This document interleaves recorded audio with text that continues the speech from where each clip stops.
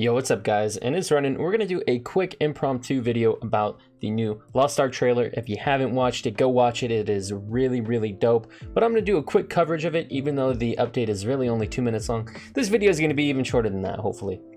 At least for the Lost Ark part. So basically, we're getting South Vern. Make sure you do your Kadan questline before then on your main character. And we're also getting Glavier.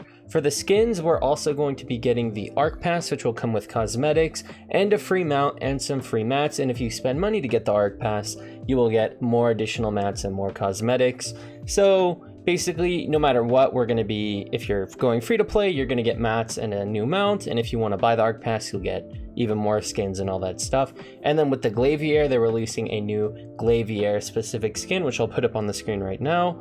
And then outside of that, that's pretty much all we're getting for Lost Ark. So if all you're interested is in Lost Ark, then you can end the video right here because that's basically all we're getting.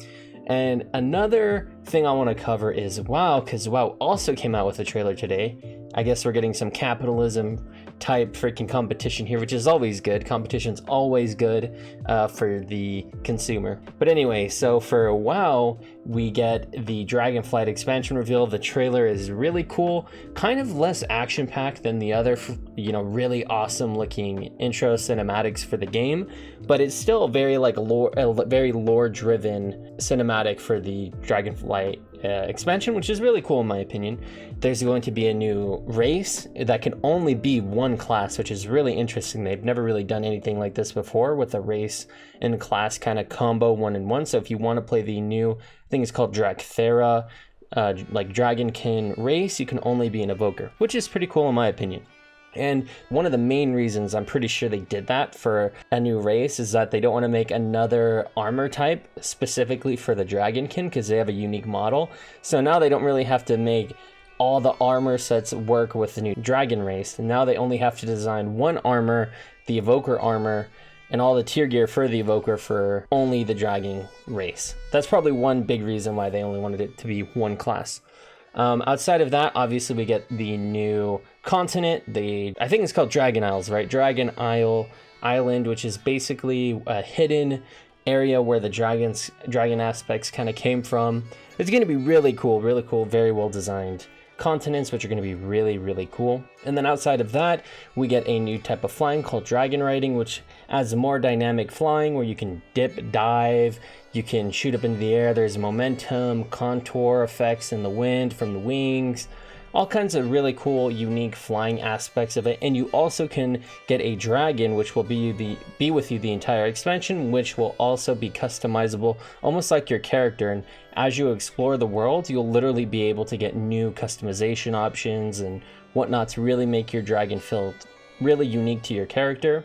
Kind of like having an awesome pet. I think I want them to redo the pet system in WoW for hunters where they can really design their pets to have like really customized pets for them. I think that would be really cool, but that's kind of beside the point. Also coming with the new WoW expansion, we're going to be having better professions where a lot of endgame gear is going to be crafted by profession. So a blacksmith can make really good plate armor, leather worker can make really good leather armor, so on and so forth. At least that is what they made it seem like. And also they've added a new quality system. And if you played, I think, Final Fantasy, New World, or even Lost Ark, where you can have quality on gear. So the better the blacksmith or the better the leather worker, the better quality items they'll make. So if you played classic WoW, it's kind of like if you could have somebody craft the Lionheart helm, but if they're a better blacksmith, they can make the best quality Lionheart helm, which will give more stats.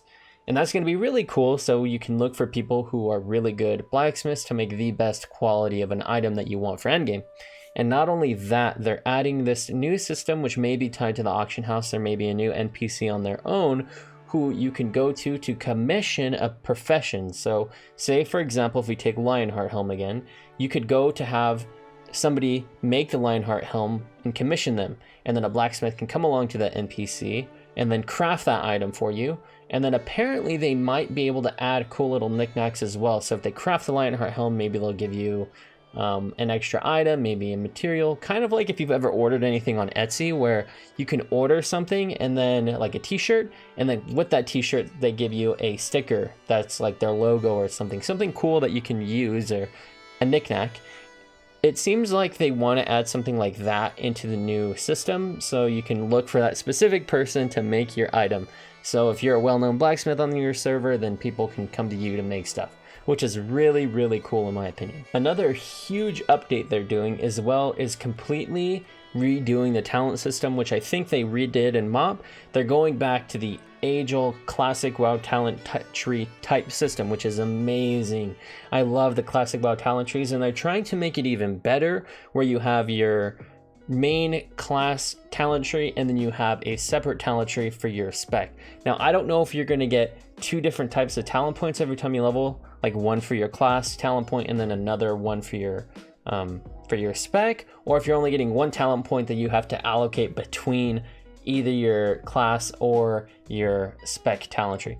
I don't know, but either way it's really cool. And if you look at the talent trees they have on display where they go over the druid, you can see a lot of different talents which are going to be very familiar if you've played WoW or if you played druid, where say for example you can get Iron Bark, you can get Frenzied Regen, Innervate, you can get Bash. There's a lot of druid skills which you would only get on certain specs. So for classic WoW I know you could get Innervate, I think if you were a balanced druid. I think that same system is going to be in this game, so you can go down separate trees that are normally tied to a specific spec. They're making it an overall druid talent tree that has a lot of mishmashed talents from every spec, and you can build like crazy things. I can already see from this example they gave where you could have Innervate, you could have Iron Bark, so you could be like a resto druid who can off tank, or a resto druid who could do damage. So say for example you're on farm,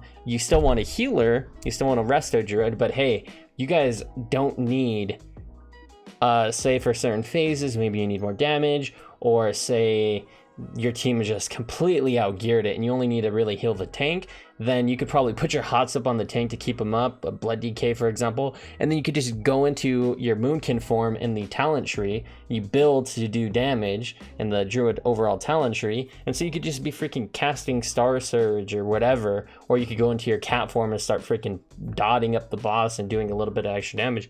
It adds a lot of hybridity, if that's a word, to the game, which I'm so excited for. I'm a rogue player, so I'm not really sure what they're going to do for rogue. I think, for example, if I'm theory crafting in my head, they might add maybe slice and dice talents where you can increase slice and dice, maybe give it energy regen if you spec into it.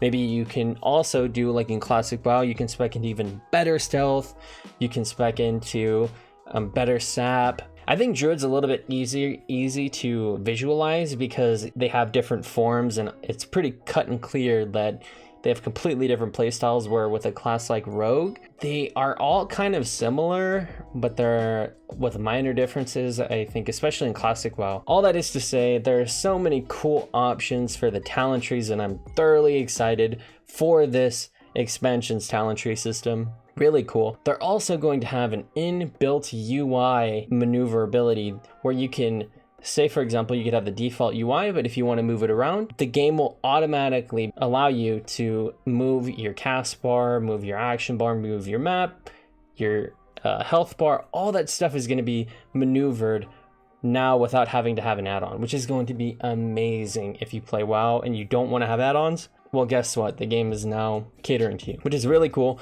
I think the UI that they have right now, they've changed the way the health bars look and the action bars, and I'm kind of curious as to like if there's going to be multiple options to make your health look different, rather than the kind of minimalistic style they're going for in the trailer. So hopefully you can have different health bars and more options to choose from, because I really don't like the health bars. They look too minimalistic to me. But anyway, outside of that, we're also going to be getting Wrath of the Lich King Classic this year, probably later in the year, nor near the end of Burning Crusade Classic. We're going to be getting Wrath of the Lich King Classic without LFG. No more LFG, which is going to be massive, because I've never liked LFG. A lot of people hated LFG, and guess what? Now you're going to have to run to the dungeon like you played TBC or played in Classic. You're going to have to venture around the world, and you can't get a really bad Andy. You have to pick your group. So if you get a really bad geared DK in the LFG like you normally would playing Wrath, well, now you can inspect that DK that you invited to your group, kick him out when he's not geared or something. I just love that they're taking away LFG. really cool. Who knows what other changes they're going to make, but that is going to be amazing. And that covers pretty much all of what's coming in the new expansion, at least from the trailer that we got. So there's a lot of really cool additions to the game. And I do encourage you to go to the website and look up the Dragonflight expansion, because then you can get a more visual review of everything in the expansion. You can also opt into the beta. So if you haven't already, go to the Dragonflight webpage on Battle.net and beta opt in, because maybe you'll get accepted and you'll be playing the beta.